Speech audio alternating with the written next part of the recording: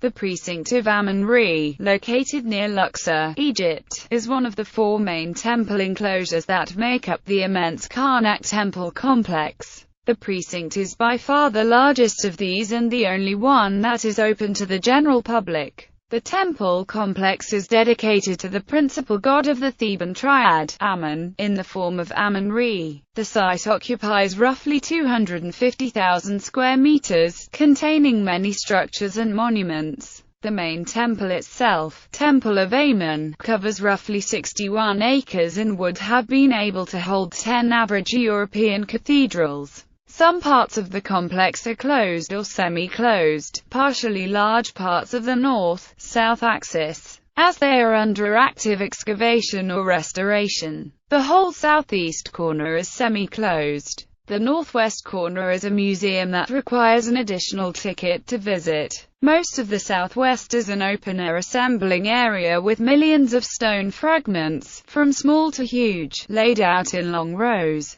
awaiting reassembly into their respective monuments. The area is not closed, as the temples of Konstantinopla both lie in this corner and are open to the public, though both are rarely visited considering the immense number of tourists coming to Karnak. Also in this area can be found the housing of the Akhenaten Temple project, a sealed-up long building, which contains all the remains found of the dismantled Temple of Amenhotep IV. History. The history of the Karnak complex is largely the history of Thebes. The city does not appear to have been of any significance before the 11th dynasty, and any temple building here would have been relatively small and unimportant, with any shrines being dedicated to the early god of Thebes, Montu. The earliest artifact found in the area of the temple is a small, 8-sided column from the 11th dynasty, which mentions Amun-Ra. The tomb of Intif II mentions a house of Amun, which implies some structure, whether a shrine or a small temple is unknown. The ancient name for Karnak, Iput-Sut, only really refers to the central core structures of the Precinct of Amun-Ra, and was in use as early as the 11th dynasty, again implying the presence of some form of temple before the Middle Kingdom expansion. East-West axis. The main temple is laid out on an east-west axis, entered via a quay. Cult Terrace. The modern entrance is placed over the end of the ancient Cult Terrace, causing most visitors to miss this significant feature. The Cult Terrace is often mistakenly thought to be a dock or quay, but other examples, such as the one at the Hathor Temple at Deir al-Medina, do not have access to water. It was intended for the presentation of cult images.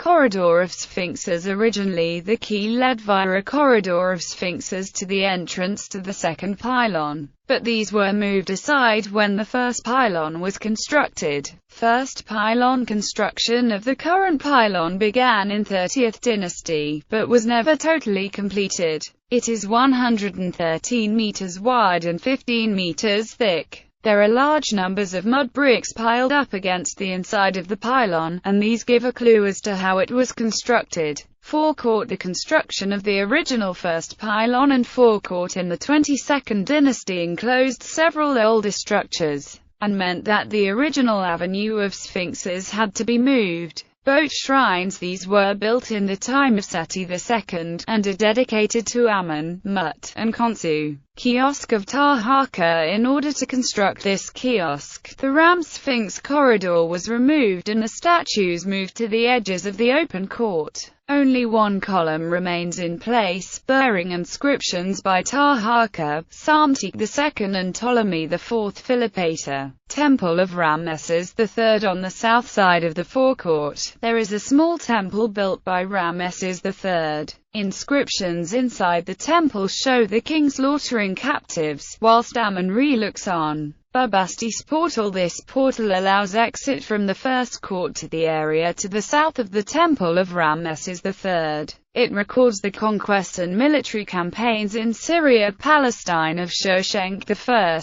of the 22nd dynasty. Second pylon. This pylon was built by Horemheb near the end of his reign and only partly decorated by him. Ramesses I usurped Horemheb's reliefs and inscriptions on the pylon and added his own to them. These were later usurped by Ramesses II. The east face of the pylon became the west wall of the newly built Great Hypostyle Hall under Seti I, who added some honorary images of the late Ramesses I to compensate for having had to erase his father's images there when he built the hall. Horemheb filled the interior of the pylon towers with thousands of recycled blocks from dismantled monuments of his predecessors, especially Talatat blocks from the monuments of Akhenaten, along with the Temple of Tutankhamun and I. The second pylon's roof collapsed in late antiquity and was later restored in Ptolemaic times. Great Hypostyle Hall. This was begun by Seti I,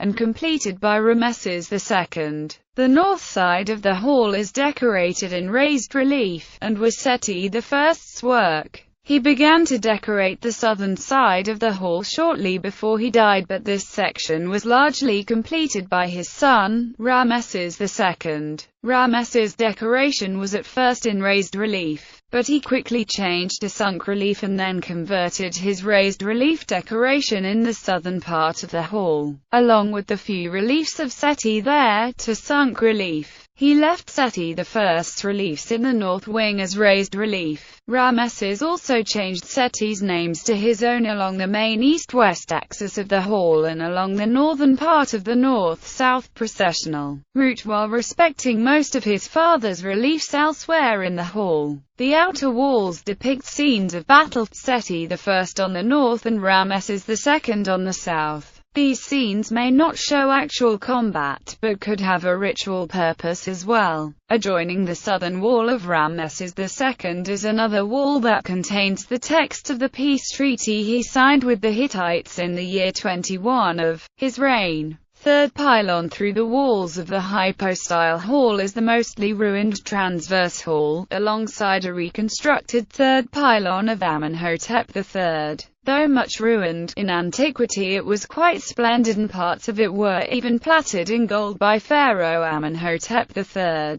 A vestibule was added late in the pharaoh's reign and then partly decorated with incompleted triumph scenes by Amenhotep IV. Akhenaten before the new pharaoh abandoned the project due to his religious revolution, which rejected the cult of the god Amun-Re. In building the third pylon, Amenhotep dismantled a number of older monuments, including a small gateway he himself built earlier in the reign. He deposited hundreds of blocks from these monuments inside the pylon towers as fill. These were recovered by Egyptologists in the early 20th century and led to the reconstruction of several lost monuments, including the White Chapel of Senusret I and the Red Chapel of Queen Hatshepsut, which are now in the open-air museum at Karnak. At the time of its construction, Amenhotep III had the third pylon gilded and covered with precious stones, as he relates on a stela now in the Cairo Museum. The reliefs on the pylon were later restored by Tutankhamun, who also inserted images of himself. These were, in turn, later erased by Horemheb. The erased images of Tutankhamun were long thought to be of Akhenaten himself, supposedly evidence of a co-regency between Akhenaten and Amenhotep III, though most scholars now reject this. Thutmose III and Hatshepsut's obelisks in a narrow court. There are several obelisks, one which dates from Thutmose I, and is 21.2 meters high and weighs nearly 150 tons. Just beyond this is the remaining obelisk of Hatshepsut, nearly 30 meters in height. Later kings blocked out the view of this from ground level, and constructed walls around it. Its companion lies, broken, by the sacred lake. Fourth and fifth pylons. These were built by Thutmose I. Sixth pylon. The sixth pylon was built by Thutmose III, and leads into a hall of records in which the king recorded his tributes. The pylon also includes some images of the god Amun, which were restored by Tutankhamun after they were vandalized by Akhenaten. These images were later recarved by Horemheb, who also usurped Tutankhamun's restoration inscriptions. Sanctuary of Parodius. The sanctuary was built in the time of Parodius, on the site of the earlier sanctuary built by Thutmose III. This sanctuary contains blocks from the earlier sanctuary and older inscriptions can still be seen. Middle Kingdom Court. Only the base of 3 doors mark the entrances to the internal structures of this court. Festival Hall of Thutmose III. This stands to the east of the main temple complex. Between the sanctuary and the festival hall is an open space, and this is thought to be where the original Middle Kingdom shrines and temples were located, before their later dismantling. The festival hall itself has its axis at right angles to the main east-west axis of the temple. It was originally built to celebrate the Jubilee of Thutmose III, and later became used as part of the annual Opit festival. In this temple, the Karnak king list shows Thutmose III with some of the earlier kings that built parts of the temple complex. It contains the botanical garden of Thutmosis III, north-south axis. This axis, with its massive pylons, heads off to the Precinct of Amun-Re. Most of this area is off-limits to tourists, as it is under active reconstruction and excavation. First Court. Over 900 statues were discovered in the early 20th century buried under this open court. These had been buried there, probably in the Ptolemaic period, during one of the clearances of the complex for rebuilding or construction. 7th pylon. On the southern side, there is a carving of Thutmose III smiting Asiatic enemies, under which is a list of names of towns and peoples conquered in his campaigns in Syria-Palestine. 2nd Court. Off to the eastern side of the court is an alabaster shrine, constructed for the Jubilee of Thutmose III. 8th pylon. Constructed by Hatshepsut, the 7th pylon marks the end of the area that is normally accessible to the public.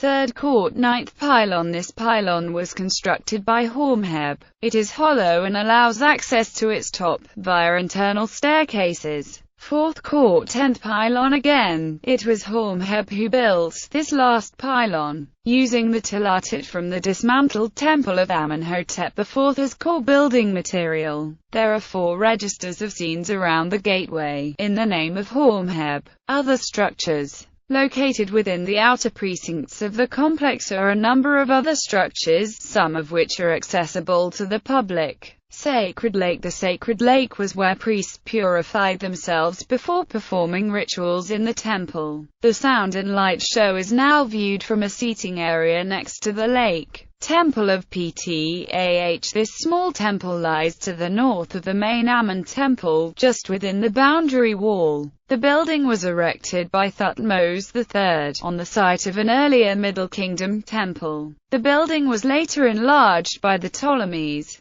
It was built during the reign of Ramesses II. Temple of Khons. This temple is an example of an almost complete New Kingdom temple, and was originally constructed by Ramesses III, on the site of an earlier temple. Temple of Opit. Chapel of Osiris, Hekajet Open-Air Museum. Several of the pylons reused earlier structures in their core. In the Open-Air Museum, located in the northwest corner of the complex, there are reconstructions of some of these earlier structures. Notable amongst them the Chapelle Rouge of Hatshepsut, and the White Chapel of Senusret I.